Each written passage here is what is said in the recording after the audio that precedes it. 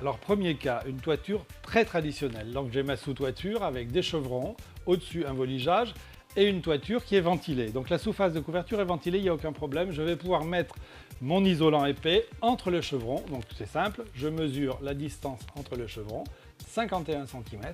Et bien on va rajouter un petit peu et on va venir mettre tout ça en place. Alors la découpe du panneau en fibre de bois est très facile puisqu'on utilise en fait un couteau à dents qui coupe bien. Vous avez sûrement ça dans la cuisine.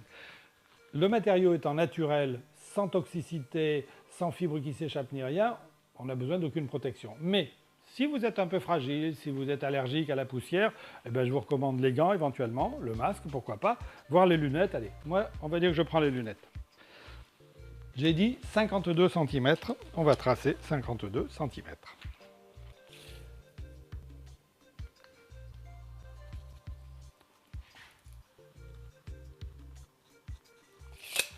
Un petit coup de règle.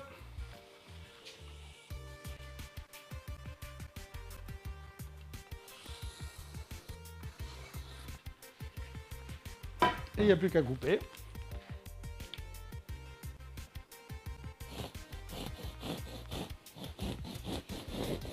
Et le matériau n'est pas irritant en plus.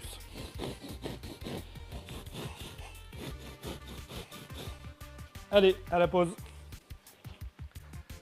Alors la mise en place est simple puisqu'il suffit de venir coincer le panneau entre les chevrons. Donc on appuie sur un chevron, je pousse un peu, bon il faut forcer un petit peu évidemment puisque le panneau est plus large, mais c'est pas trop difficile, loin de là. Alors il tombe un peu de poussière mais ça n'est que du bois. Et voilà, c'est fini.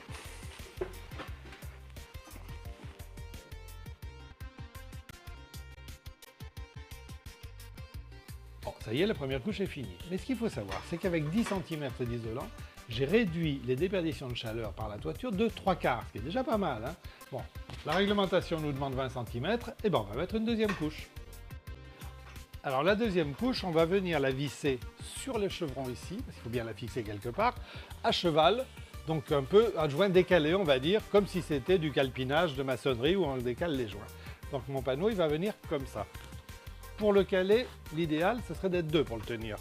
Comme je suis tout seul, je vais déjà tracer l'épaisseur, 10 cm.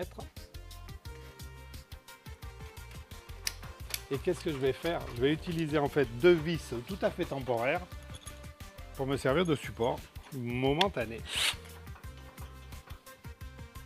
Et une ici. C'est juste comme ça, c'est juste pour tenir le panneau. Et ensuite, pour fixer le panneau, qu'est-ce qu'il nous faut?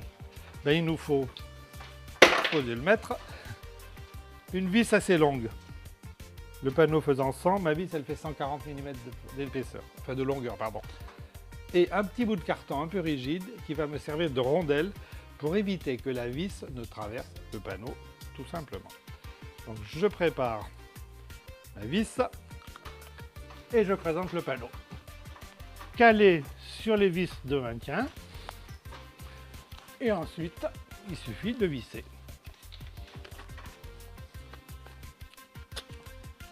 C'est vrai qu'il faudrait plusieurs mains.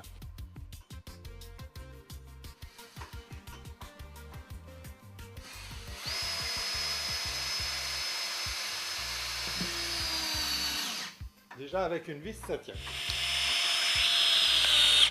Bon, c'est quand même assez facile à poser. Deux choses. La première, les panneaux bien tassés entre eux évidemment, sinon il va y avoir un pont thermique. Et la deuxième, c'est que pour être sûr de visser dans le chevron, ben, j'ai mis ici un petit coup de craie, regardez là. Ça c'est mon axe de chevron. En fait c'est un repère, mais ça facilite bien la vie. Il n'y a plus qu'à continuer. Bon ça y est, on a vu la technique d'isolation classique avec une laine, donc ça c'est une laine de bois, on va en reparler tout de suite. 200 mm quand même. 200 mm, ça veut dire qu'on répond à la norme et ça veut surtout dire qu'on va avoir une vraie isolation. Alors deux choses importantes. Un, c'est qu'on a fait une isolation thermique, oui, mais c'est aussi une isolation acoustique parce que la fibre de bois, c'est aussi un isolant acoustique. Donc on a les deux en même temps, ce qu'on appelle thermoacoustique. Deux, c'est une isolation traditionnelle certes, mais c'est surtout une isolation écologique puisqu'on est en fibre de bois, c'est pourtant pas difficile à dire.